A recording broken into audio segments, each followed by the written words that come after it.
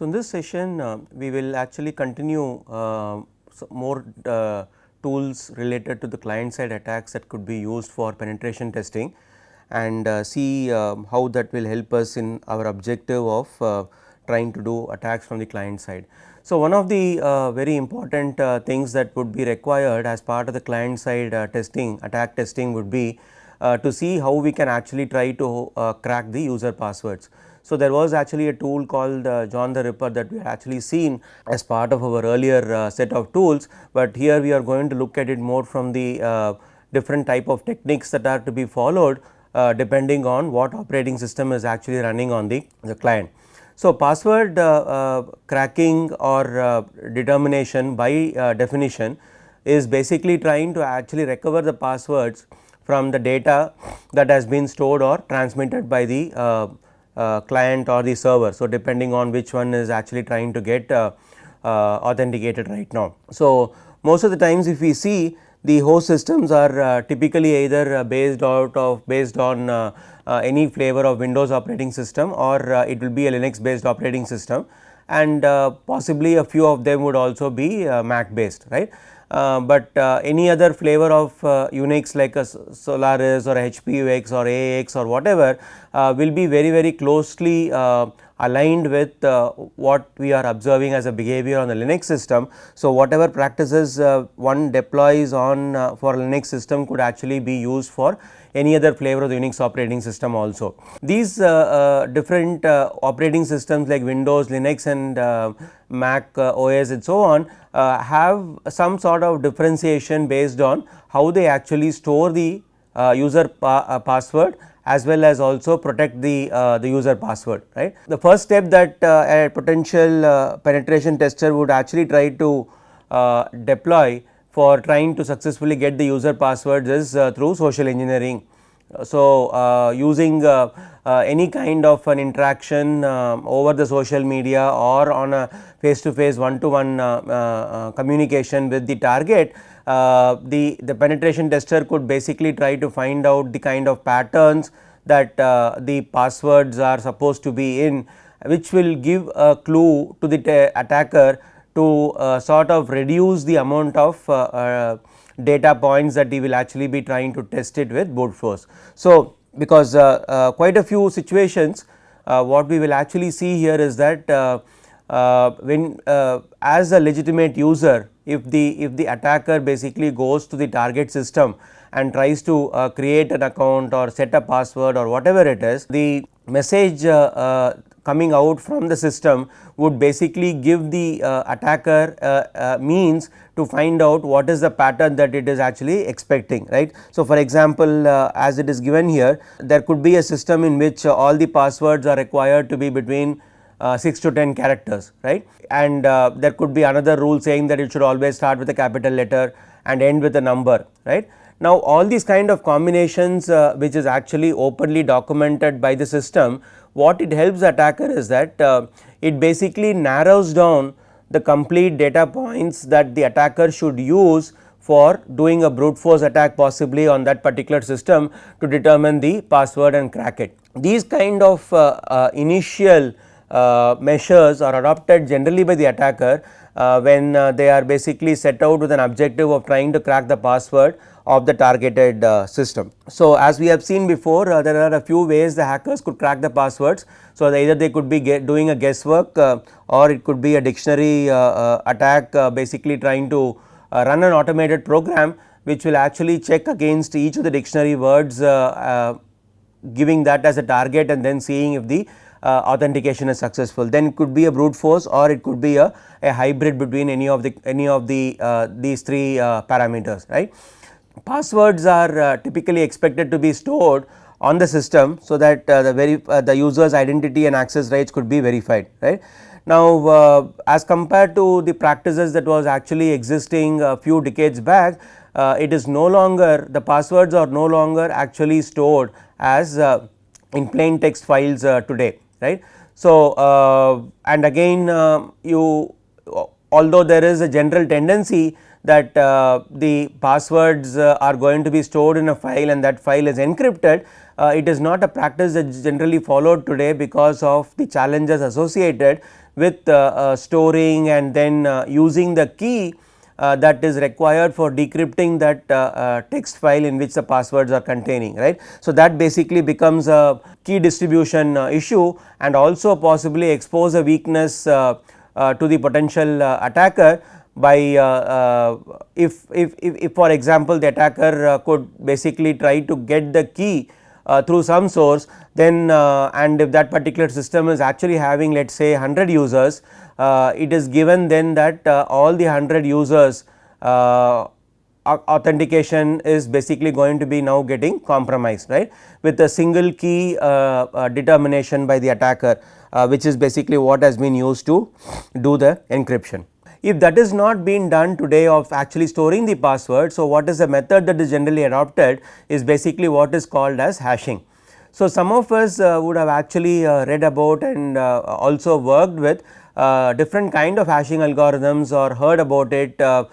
saying like MD5 is an hashing algorithm, SHA 256, SHA 512 and so on, right. Now, what exactly is hashing? Now, basically hashing is a non-reversible output that is actually got for a given input. Now, why is it that the hash is actually being stored here is that when the password is actually entered by the user, the string that has been entered as a password, the hash value will be computed on that, and since the hash is actually stored right now, they will now be compared to see if they match. Now, if these two match, it is expected that the password that has been actually given by the user right now is the correct one, and then authentication is provided to that particular user, right. Now, how is that sort of deterministic is that the basic mechanism by which the hashing algorithm is implemented is that the algorithm is actually implemented in such a manner that even if I actually change one character in my password, right, or for that matter even a few of those bits of that character, the hash value that the algorithm is going to generate finally for me is not going to be actually the same, right. So, in that respect if I basically try to have a string let us say with the first character as a capital letter,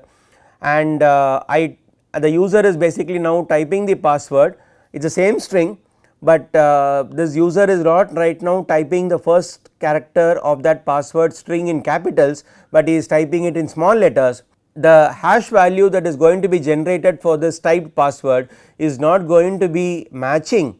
with the hash value that is stored for that same string with the capital letter with the first letter starting in capital letters, right. So, to that extent the algorithms are implemented in such a manner and designed in such a manner that even a single byte or a few bits of the byte actually changes, then the hash value that that is going to be actually getting generated now for the given input string is not going to be matching with that of the stored password. So, thereby it is actually sort of proved that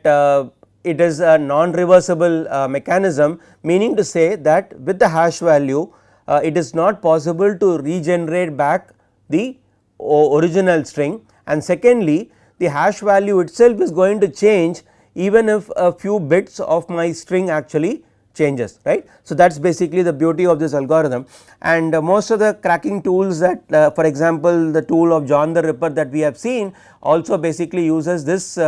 technique and principle that once I determine the hash value of the password that has been stored and the hash value of the string that has been entered right now to be the same, then it can be safely assumed that the tool has successfully cracked the password for that particular user. So, that is basically the underlying mechanism by which the tool is actually working. Now, coming to the passwords on how it is actually stored and validated on Windows operating system. So, Windows basically stores passwords in a file called as a SAM, so systems account management registry file, and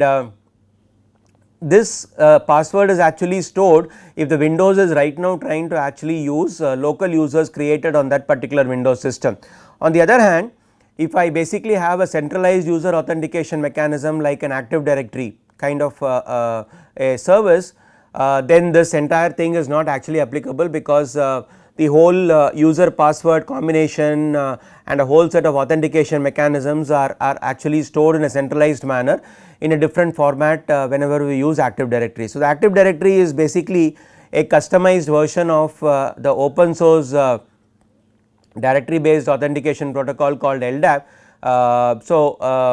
Windows, Microsoft Windows has basically customized the LDAP and then named it as an Active Directory, by which all the users in a network typically would be actually authenticated by a single server running as an Active Directory server on the network, and there will be no local username password combinations in that particular kind of a setup. So, the SAM file, if it is actually if it is basically the Windows system is using the local user authentication only, the SAM file is basically stores the passwords in a hash format,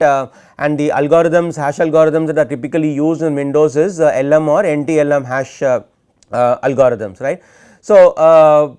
when the Windows OS is running, one of the important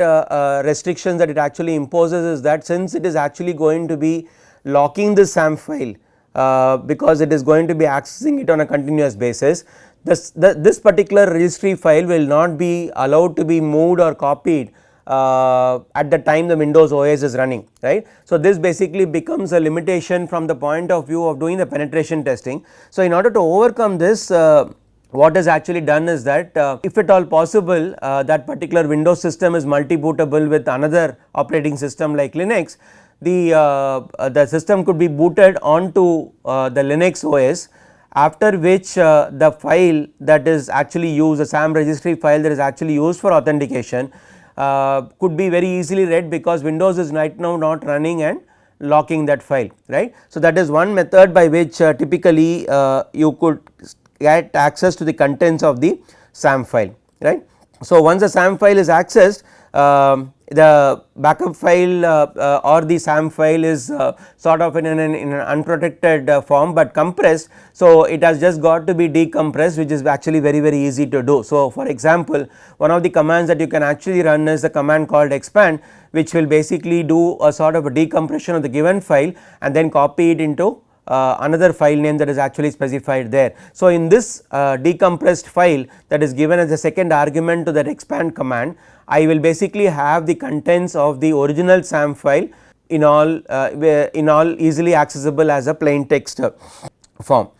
Now, another method that I could potentially make use of is by trying to determine from the other operating system what are the different disk partitions that are actually available, right. So, when I actually try to find out the disk partitions that are available using the fdisk -l command on Linux, for example, it basically lists down the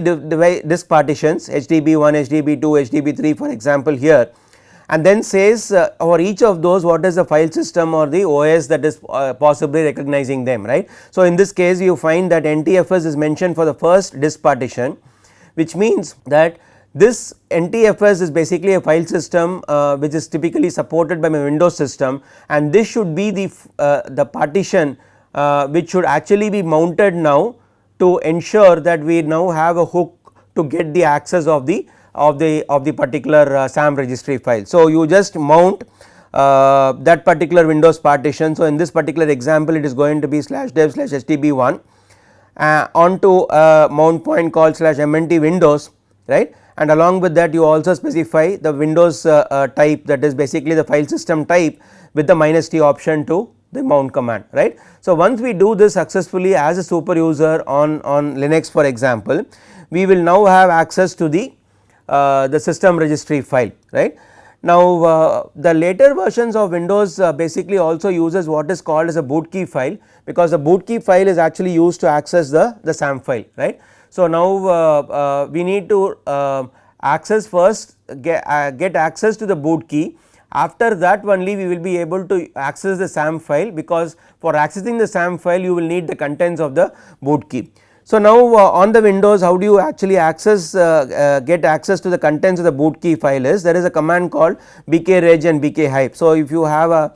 screenshot here, so if you basically say that bkhype and give the config system where the Windows is actually using it. So, for example, in our case if we have mounted it on Windows and system32 is basically the default directory of the system folder within Windows. So, you just give this command and after which it will basically display you the contents of the root key and the boot key. So, here it has actually been grayed out for it not to be getting displayed out, right, but on a properly running system where you could successfully run the bkhype command, you will have the output of the boot key and also the entire boot key string format also displayed as part of the command output, right. Now, coming down to the Linux passwords. So, with the Linux host systems, you will typically need to have the root access because the files of the password and the shadow that is actually used, for example, the shadow file is actually readable only by root and also typically uses a MD5 hash, right. So, it is a little bit more difficult to actually crack as compared to a Windows SAM file, right. Now, we will see subsequently in the session down below on how we could actually use a GUI interface to the John the Ripper tool that will sort of smoothen out our cracking of a Linux password mechanism, right. So, there are different ways by which I could make use of it and so we will actually take a look at that, right. So, Kali basically password actually offers different kind of password cracking tools. So, we are going to see a few of the tools and in the Kali Linux distribution you will typically find that available under the password attacks and within that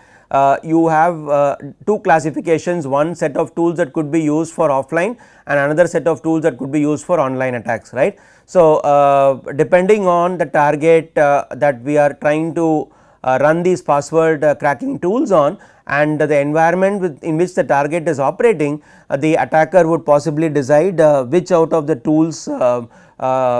he will basically try to run to crack the password. So, it could be either a tool in the offline category tools or it could be a tool in the online category tools, right. We will see subsequently of the tools that are typically used for doing a web application penetration testing and there are also other tools available in Kali Linux which is also designed to crack passwords for Wi-Fi protocol. So, for example, if you are basically having a laptop device with which you are trying to connect to a Wi-Fi access point, as we all know we need to give the key for connecting successfully into the Wi-Fi access point, right. So, there are tools that are specifically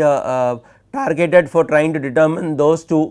keys to crack them and then make use of it subsequently by the attacker. So, there are a set of tools which are actually designed for that